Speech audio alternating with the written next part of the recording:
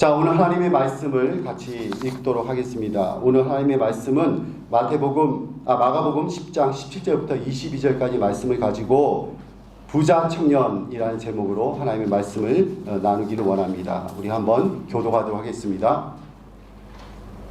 예수께서 길에 나가실새 한 사람이 달려와서 꿇어앉아 묻자오되 선한 선생님이여 내가 무엇을 하여야 영생을 얻으리이까? 예수께서 이르시되 내가 어찌하여 나를 선하다 일컫느냐 하나님 한 분 외에는 선한 이가 없느니라. 내가 계명을 안 하니 살인하지 말라, 간음하지 말라, 도둑질하지 말라, 거짓 증언하지 말라, 속여 빼앗지 말라, 내 부모를 공경하라 하였느니라.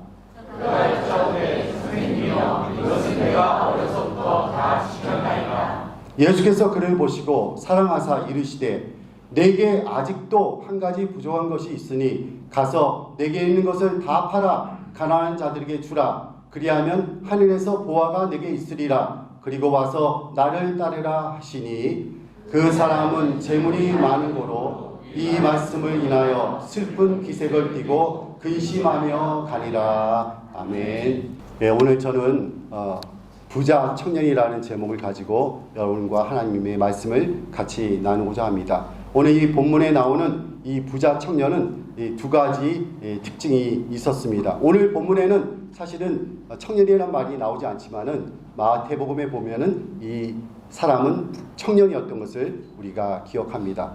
이 청년의 특징이 첫 번째 특징은 그는 부자였던 것입니다. 오늘 본문 말씀을 우리 같이 한번 읽어봅시다. 22절 말씀 시작. 그 사람은 재물이 많은 고로 이 말씀을 인하여 슬픈 기색을 띠고 근심하며 가니라. 여기 보니까 이 사람은 재물이 많은 고로 이렇게 기록되어 있습니다. 오늘 본문과 똑같이 기록되어 있는 동일한 내용이 누가복음 18장에 기록되어 있는데 누가복음 18장 23절에는 이렇게 말씀하고 있습니다. 그 사람이 큰 부자이므로 이 말씀을 듣고 심히 근심하더라. 이 사람은 정말 청년은 큰 부자였던 것입니다. 또 그는 사회적 지위가 높은 관료였던 것을 우리는 기억하게 됩니다. 누가복음 18장 18절에 보니까 어떤 관리가 물어 이르되 선한 선생님이여 내가 무엇을 하여야 영생을 얻으리까? 라고 되어 있습니다. 이 청년은 부자였고 그리고 그 나라의 관리였던 것입니다. 젊은 나이에 어떻게 부자가 되었는지 우리는 잘 알 수가 없지만은 그는 정말로 큰 부자였던 것입니다. 아마 아빠로부터 재산을 상속받았는지도 모르겠습니다. 아니면은 정말 로또에 당첨됐는지도 모르겠습니다. 그 당시에 로또가 없었겠죠. 예. 하여튼 이 청년은 굉장히 부자였어요. 게다가 그는 권력을 가지고 있는 나라의 관료였던 것입니다. 젊은 나이에 어떻게 그 높은 자리까지 올라갔는지는 잘 모르겠지만은 그는 높은 신분을 가지고 있었습니다. 돈도 있고 권력도 있던 그런 청년이었던 것입니다. 그런데 그에게 한 가지 부족한 것이 있었습니다. 그건 뭐냐면은 바로 영생에 대한 확신이 그에게 없었던 것입니다. 그는 돈도 있고 권력도 있었지만은 영원 구원에 대한 자신이 없었던 것입니다. 그래서 예수님께 나와서 이렇게 묻고 있는 것입니다. 오늘 본문 17절 말씀을 같이 한 번 더 읽어보기 원합니다. 시작. 예수께서 길에 나가실새 한 사람이 달려와서 꿇어앉아 묻자오되 선한 선생님이여 내가 무엇을 하여야 영생을 얻으리까? 지금 돈도 있고 권력도 있고 지위도 있는 이 사람이 지금 예수님께 나와서 어떻게 하면 영생을 얻을 수 있냐고 지금 질문하고 있는 것입니다. 다시 말해서 그의 마음속에 한 가지 부족하고 정말 그 내적인 공허함이 그에게 있었던 것입니다. 영혼 구원에 대한 갈망이 그에게 있었던 것입니다. 자, 오늘 성경에 또 오늘 본문에 보면 우리는 두 가지 궁금한 사항을 우리는 발견하게 됩니다. 첫 번째는 예수님의 질문과 답변입니다.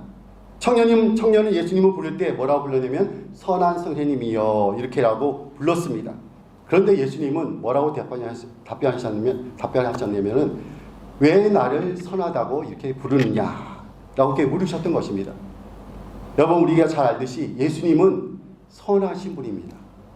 예수님은 자신을 얘기할 때 나는 선한 목자다 이렇게 요한복음 10장 11절에 말씀하셨습니다. 그럼에도 불구하고 왜 이 청년이 질문을 했을 때 왜 나를 선하다고 이렇게 나에게 이렇게 묻느냐 하면서 이렇게 그 청년에게 반문을 하셨던 것입니다. 왜 예수님은 그 청년의 질문에 바로 답변을 하지 않으시고 그 답변 대신에 왜 너는 나에게 선한 선생이라고 이렇게 묻느냐고, 이렇게 선한 선생이라고 부르냐고 이것을 지적하셨을까요? 그것은 지금 예수님께서 이 청년의 교만을 깨트리기 위하셨습니다. 지금 청년이 지금 교만한 가운데 있는데 이 부자 청년은 지금 자기의 의로 충만해 있는 것입니다. 그래서 그것을 이 주님께서, 예수님께서 깨트리고 계시는 것입니다. 그는 어려서부터 모든 계명을 다 잘 지켰다고 자부하고 있습니다. 그리고 그는 부자였고 나라의 관리였습니다. 사회적으로 보면은 완벽하게 출세한 사람이었습니다. 그래서 그 청년은 스스로 생각할 때, 자기 스스로 생각할 때 자기는 그래도 선한 사람이라고 생각하고 있는 것 같습니다. 그런 차원에서 예수님을 선한 선생이라고 부른 것입니다. 다시 말해서 이 선한 선생이라 부른 그 내면에는 자신이 선하다는 것을 은연중에 나타내려는 그런 의도가 그에게 있었던 것입니다. 예수님은 말씀하십니다. 예수님께서 하나님 한 분 외에는 선한 분이 없다고 이렇게 말씀하십니다. 이 말씀을 왜 하신 것이냐면 하나님 외에 한 분 외에는 인간은 모두 죄인이라는 것을 지금 상기시키고 계시는 것입니다. 사람이 아무리 계명을 잘 지키고 선행을 한다 할지라도 인간은 죄인일 수밖에 없다. 그것을 말씀하시고 계십니다. 부자가 되고 사회적으로 성공을 했다 할지라도 그것으로 의롭게 될 수는 없는 것입니다. 예수님은 그것을 지금 깨우치고 계시는 것입니다. 자, 두 번째 궁금한 것은 이 청년이 예수님께 나왔고 예수님을 만났는데, 그리고 예수님으로부터 그 질문에 대한 응답을 받았는데 이 청년은 정말로 구원을 받았을까 하는 것입니다. 여러분 어떻게 생각하십니까? 이 청년이 구원을 받았을까요? 안 받았을까요? 오늘 이 이야기는, 청년의 이야기는 부자 청년이 고민하면서 돌아가는 장면으로 끝이 납니다. 예수님께서 구원의 길을 제시하셨습니다. 하지만 청년은 그것을 받아들이지 못한 것입니다. 22절을 우리가 읽었는데 이렇게 기록되어 있습니다. 그 사람은 재물이 많은 거로 이 말씀으로 인하여 슬픈 기색을 띠고 근심하며 가니라. 이렇게 되어 있습니다. 예수님의 말씀이 선포될 때 두 가지 반응이 일어나는 것을 우리는 보게 됩니다. 그 말씀이 선포될 때 듣고 회개하고 예수님을 바로 영접하는 경우도 있습니다. 하지만 이 부자 청년처럼 고민하면서 영접하지 않는 경우도 있는 것입니다. 성경에서 이 부자 청년에 대해서 다시 언급하지 않은 것으로 봐서 이 부자 청년은 끝내 주님께로 돌아오지 않지 않았을까 그렇게 생각을 합니다. 우리가 하나님의 말씀을 듣고 고민할 수는 있습니다. 하지만 고민으로만 끝나서는 안 될 것입니다. 고민을 통해서 회개의 자리까지 나가야 되는 것입니다. 이것이 중요합니다. 그래서 고린도후서 7장 10절에 이렇게 기록하고 있습니다. 하나님의 뜻대로 하는 근심은 후회할 것이 없는 구원에 이르게 하는 회개를 이루는 것이요 세상 근심은 사망을 이루는 것이니라. 청년은 예수님의 말씀을 듣고 근심은 했지만 회개에 이르지는 못한 것입니다. 단지 고민만 했고 주님께로 돌아서지 못했던 것입니다. 오늘 저는 이 본문 말씀을 통해 하나님의 구원에 관한 귀한 진리를 우리 같이 발견하기 원합니다. 두 가지를 여러분과 함께 나누기 원합니다. 첫 번째, 인간의 행위로는 구원받을 수 없다는 사실입니다. 인간의 행위로는 구원받을 수 없다. 두 번째는 하나님께 나아가는데 방해되는 가장 큰 장애물을 제거해야 한다는 것입니다. 자, 첫 번째, 인간의 행위로는 구원을 받을 수 없다. 지금 청년은 예수님께 나와서 지금 영생에 대한 질문을 하고 있습니다. 그는 구원에 대한 관심을 갖고 있습니다. 이것은 정말 잘한 일입니다. 좋은 일입니다. 하지만 이 구원과 관련된 이 부자 청년의 질문에는 그 마음에는, 그의 생각에는 문제가 있어 보입니다. 그것은 뭐냐면은 이 질문의 내용을 잘 보시면은 11절에 보니까 내가 무엇을 하여야 영생을 얻으리이까? 지금 내가 무엇을 하여야 영생을 얻으리이까? 이렇게 되어 있습니다. 다시 말해 이 청년은 어떤 행위를 하여야 구원을 받을 수 있는가를 질문한 것입니다. 다시 말해 청년은 어떤 행위를 통해서 구원 얻는 길을 지금 찾고 있는 것입니다. 마태복음 19장 16절에도 이렇게 기록되어 있습니다. 어떤 사람이 주께 와서 이르되 선생님이여 내가 무슨 선한 일을 하여야 영생을 얻으리이까? 무슨 선한 일을 행해야 하여야 영생을 얻으리이까? 이렇게 되어 있습니다.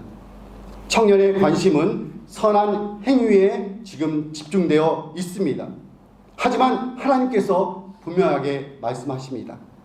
행위로 구원 얻는 것이 아니라 바로 믿음으로 구원 얻는다는 사실을 우리에게 말씀해 주셨습니다. 로마서 3장 20절에 그러므로 율법의 행위로 그의 앞에 의롭다 하심을 얻을 육체가 없나니 율법으로는 죄를 깨달음이니라. 어떤 행위로도 어떤 행동으로도 구원 얻을 육체가 아무도 없는 것입니다. 우리는 행위로 구원받는 것이 아니라 오직 믿음으로 구원 얻게 되는 것을 여러분 믿으시기 바랍니다. 예수님께서는 이 부분을 부자 청년에게 깨우쳐 주시려고 했던 것입니다. 그래서 이 청년이 모든 계명을 다 잘 지켰다고 말했지만 예수님은 그래도 한 가지 부족한 것이 있다고 이 청년에게 말을 한 것입니다. 아무리 십계명을 잘 지켰어도 그것으로 구원을 받을 수는 없는 것입니다. 그리고 아무리 선행을 하고 구제를 많이 한다 할지라도 그것으로 구원을 받지 못한다는 사실입니다. 우리의 구원은 오직 예수를 믿음으로 받게 되는 줄 믿으시기 바랍니다. 여기서 우리의 중요한 사실을 한 가지 깨닫게 됩니다. 우리가 이웃을 사랑하고 선행하는 것은 우리가 예수님을 영접하고 우리의 심령 속에 성령이 거하시기 때문에 그렇게 자연스럽게 나오는 행동인 것입니다. 구원을 받기 위해서 선행을 베푸는 것이 아니라 이미 구원을 받아서 우리가 주님 안에 거하기 때문에 자연스럽게 이웃을 사랑하게 되는 것입니다. 그리고 그들에게 선행을 베풀게 되는 것입니다. 자, 구원과 관련돼서 두 번째 우리에게 주시는 메시지는 하나님께 나아가는데 방해가 되는 큰 장애물을 제거해야 한다는 것입니다. 자, 예수님께서 이 구원에 대한 질문하는 청년에게 이렇게 답변하셨습니다. 예수님께서 무엇을 요구하셨습니까? 너는 성경에 나온 계명을 다 지켜라.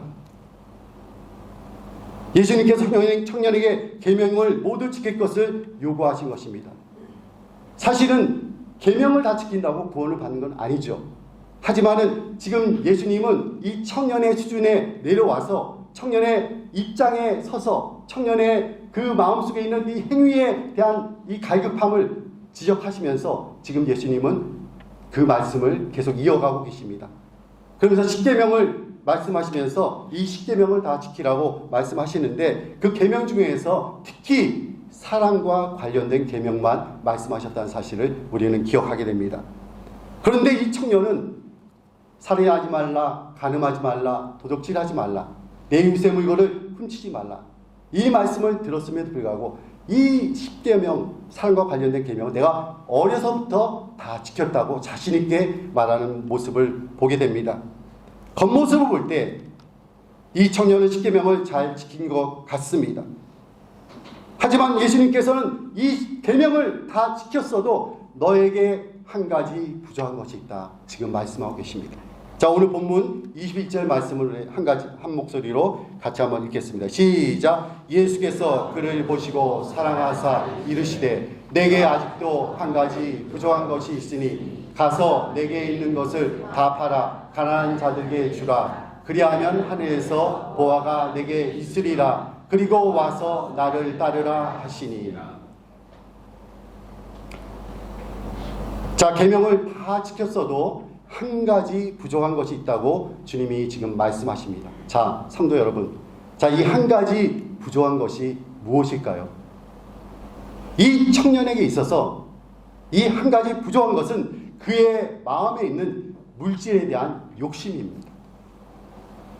그 청년은 겉으로는 계명을 다 지켰지만 마음은 물질의 노예가 되어 있었던 것입니다. 겉으로는 계명을 다 지킨 것 같지만은 그의 마음의 주인은 하나님이 아닌 바로 재물이 그의 마음의 주인이 되어 있었던 것입니다. 주님께서 지금 이 부분을 지적하고 계신 것입니다. 너의 재물을 모두 팔아서 가난한 자들에게 주라는 이 말씀은 재물의 주인이 바로 하나님이라는 사실을 인정하라는 그런 뜻입니다.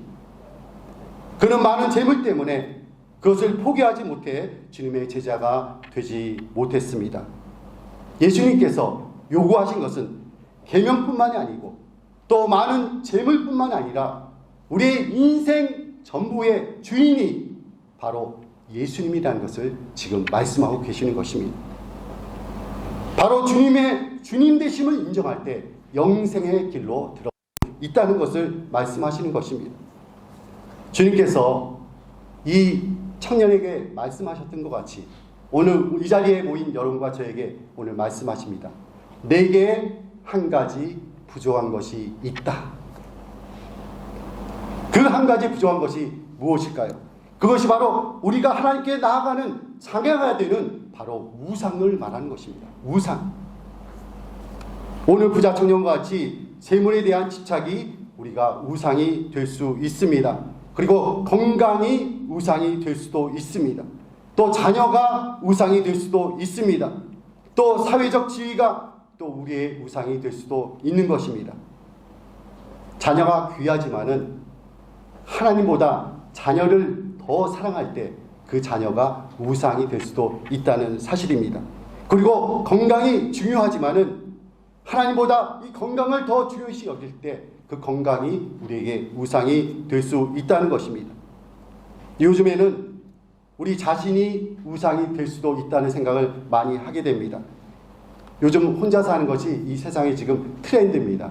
그래서 요즘에 인기 있는 TV의 프로 중에 여러분 잘 아시죠? 나 혼자 산다. 그 프로가 굉장히 인기가 있습니다. 여러분 저도 가끔 보는데요. 나 혼자 산다.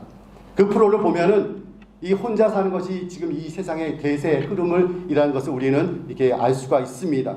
그런데 거기 보면은 자신의 즐거움과 만족을 최고의 가치로 이렇게 생각하는 것을 우리는 보게 됩니다. 자신의 만족과 유익과 자신의 즐거움이 최고로 중요한 거예요. 자기 자신이 우상이 될 수 있는 것입니다. 만약 그 무엇을 하나님보다 더 귀하게 여긴다면 그것이 우리에게 우상이 될 수 있다는 사실입니다.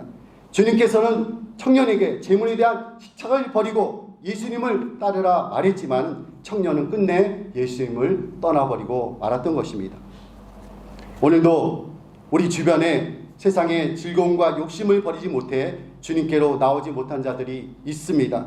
당장 세상이 더 재미있고 즐거우니까 그것을 포기하지 못하고 주님께로 나오기를 거부합니다. 주일에 골프 치러 가야 해서 교회에 못 나오는 자들도 있습니다. 여기에 다 나오신 거 보니까 여러분 지금 골프 치러 안 가신 것 같습니다. 골프 치는 것 때문에 교회에 못 나오겠다 이런 분들이 있어요. 여러분과 우리에게 있는 장애물은 무엇입니까? 그 장애물을 제거하고 주님께 나아가는 자리 되기를 주님의 이름으로 부탁드립니다. 그리고 주위에 있는 여러 사람들이 장애물로 인해 주님께로 나아가기를 저지하는 자들이 주님의 은혜로 장애물이 제거되고 주님께로 나오는 역사가 있기를 주님의 이름으로 축원드립니다. 오늘 본문을 통해서 저는 우리에게 삶에 적용될 세 가지를 우리 한번 적용해 보려고 합니다. 첫 번째, 나의 삶의 주인이 바로 예수님임을 우리는 인정해야 할 것입니다. 주님께서 우리에게 원하시는 것 무엇입니까? 바로 우리의 마음입니다. 우리의 행위가 아닙니다. 어떤 행위를 통해서 계명을 지킴으로 하나님을 기쁘시게 할 수가 없습니다. 우리의 마음을 드릴 때 하나님은 기뻐하십니다. 그리고 하나님을 우리의 삶의 최우선에 둘 때, 우리의 삶의 주인으로 모실 때 우리 하나님이 가장 기뻐하시는 것입니다.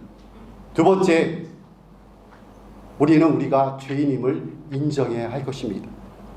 우리가 성경에서 부자가 되었다 할지라도, 사회적으로 성공해서 유명한 사람이 되었다 할지라도 우리가 하나님 앞에서는 여전히 죄인이라는 사실입니다. 우리가 자랑할 것이 아무것도 없습니다. 구원은 바로 내가 죄인이라는 것을 인정할 때 그것으로부터 우리의 구원이 시작되는 것입니다. 하나님의 뜻대로 하는 근심은 구원을 이루게 하는 회개에 이르게 한다고 제가 앞에 말씀을 드렸습니다. 우리의 삶에 진지한 고민이 있어야 하겠습니다. 내가 내 뜻대로 살려고 하지만은 그렇게 살지 못하는 연약함을 가지고 날마다 나는 죄인입니다 라고 고백하는 은혜가 있기를 바랍니다. 나는 정말 죄인입니다. 죄인 중에 괴수입니다 라고 난 고백이 우리의 삶에 있기를 간절히 원합니다. 셋째, 나에게 부족한 것이 무엇인지 발견하기 원합니다. 나에게 부족한 것, 그것이 무엇인가? 하나님을 향한 헌신일 수 있습니다. 그리고 하나님을 향한 또 이웃을 향한 사랑일 수 있습니다. 청년은 이웃을 사랑한다고 말로 하였지만은 실제로는 그가 이웃을 사랑하지 못한 것입니다. 정말 그는 무엇을 사랑했습니까? 그는 자기 자신만을 사랑했던 것입니다. 그리고 우리에게 부족한 것이 무엇입니까? 그것이 봉사일 수가 있습니다. 우리가 은혜를 받게 되면은 자연적으로 하나님의 일에 봉사를 하게 되어 있습니다. 봉사는 일부 사람들만 하는 것이 아니고 모든 성도가 봉사에 참여해야 합니다.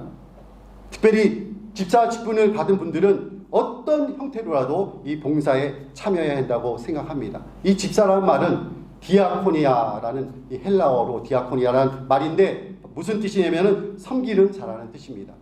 그리고 이 디아코니아라는 말, 집사라는 말의 그 원래 뜻은 직사에 시중을 드는 자, 이런 뜻입니다. 그래서 그것이 발전해서 가족의 필요를 돌보는 자, 이렇게 발전을 한 것입니다. 집사의 직분을 받고도 섬기는 일에 참여하지 않는다면 이 집사의 직분을 내려놔야 한다고 저는 생각합니다. 여러분 속으로 생각할 때 목사님 오늘 너무 세게 나가시는데 잘 들어보세요. 그리고 그렇게 내려놓으라는 말이 아닙니다. 이렇게까지 좀 말하고 싶은데 내려놓으라는 말이 아니라 너무 세게 나간다고 생각하지 마시고, 그런데 오늘 성경은 주님의 제자 모두가 주님을 섬기는 자라고 말하고 있습니다. 그래서 교회 성도 모두는 봉사의 일에 참여해야 합니다. 사랑하는 성도 여러분, 예배에 참여하는 것이 바로 주님을 섬기는 일입니다. 그리고 성경 공부에 참여하는 것, 그것이 바로 주님을 섬기는 일입니다. 그리고 여러분의 자녀를 잘 주님의 뜻대로 키우는 것, 그것이 바로 주님을 섬기는 일입니다. 그럼 마음이 좀 풀리시죠? 긴장하고 있다가, 그리고 커피 머신을 닦는 일, 이거 주님을 섬기는 일입니다. 아멘. 그리고 차량 안내하는 것, 주님을 섬기는 일입니다. 그리고 중요한 것, 주보를 나눠주는 일, 주님을 섬기는 일입니다. 오늘같이 더운 날 밖에서 서서 한 5분이 있으면 졸도할 것 같은데, 그래도 주님을 사랑하는 마음으로 주보를 나눠주는 일, 주님을 섬기는 일인 줄 믿으시기 바랍니다. 이 예배에 참여한 모든 이 자리에 모인 여러분들은 지금 주님을 섬기고 계신 것입니다. 그러니까 안심하십시오. 자, 결론을 맺겠습니다. 오늘 예수님과 부자 청년의 대화를 통해 우리는 구원에 관한 귀한 진리를 발견하게 됩니다. 첫째, 구원은 행위로 얻는 것이 아니라 믿음으로 받게 된다는 사실입니다. 계명을 모두 지킨다고 해서 구원을 얻게 되는 것이 아니라는 것입니다. 둘째, 하나님께 나아가는데 방해가 되는 장애물을 제거해야 한다는 것입니다. 부자 청년에게 있어서 그것은 바로 재물에 대한 욕심과 집착이었습니다. 우리 자신에게 있는 장애물을 제거해야 할 것입니다. 또한 아직도 주님께로 나오지 못한 자들의 장애물도 제거해야 할 것입니다. 그러면서 우리에게 적용할 부분을 세 가지로 정리했습니다. 첫 번째, 우리의 삶의 주인은 바로 예수님임을 인정하시기 바랍니다. 우리의 재물도, 우리의 지위도, 우리의 자녀도 다 주님의 것입니다. 우상 숭배를 버리고 모든 영역에 주님의 주되심을 인정하는 여러분과 저가 되기를 축원합니다. 그리고 우리의 마음이 우리의 행위가 아닌 우리의 마음을 주께 드리는 자들이 되기를 다 주님의 이름으로 축원합니다. 두 번째, 우리가 죄인이라는 사실을 우리는 인정해야 할 것입니다. 우리가 돈이 아무리 많을지라도, 우리가 아무리 많은 성공을 했다 할지라도 우리는 여전히 하나님 앞에서 죄인인 것입니다. 날마다 십자가를 붙드는 은혜가 여러분과 저에게 있기를 축원합니다. 세 번째, 우리에게 부족한 한 가지가 무엇인지 깨닫는 은혜가 있기 원합니다. 우리에게 헌신이 부족합니까? 아니면 사랑이 부족합니까? 아니면 봉사가 부족합니까? 여러분 생각해 보시기 바랍니다. 그리하여 주님을 만났지만 주님의 요구를 거부하고 떠나간 청년이 되지 말기를 간절히 원합니다. 오히려 주님의 가르침 속에서 회개하고 주님께 나아가 주님을 우리의 삶의 주인으로 모시는 여러분과 저가 되기를 주님의 이름으로 간절히 기도하며 축원합니다.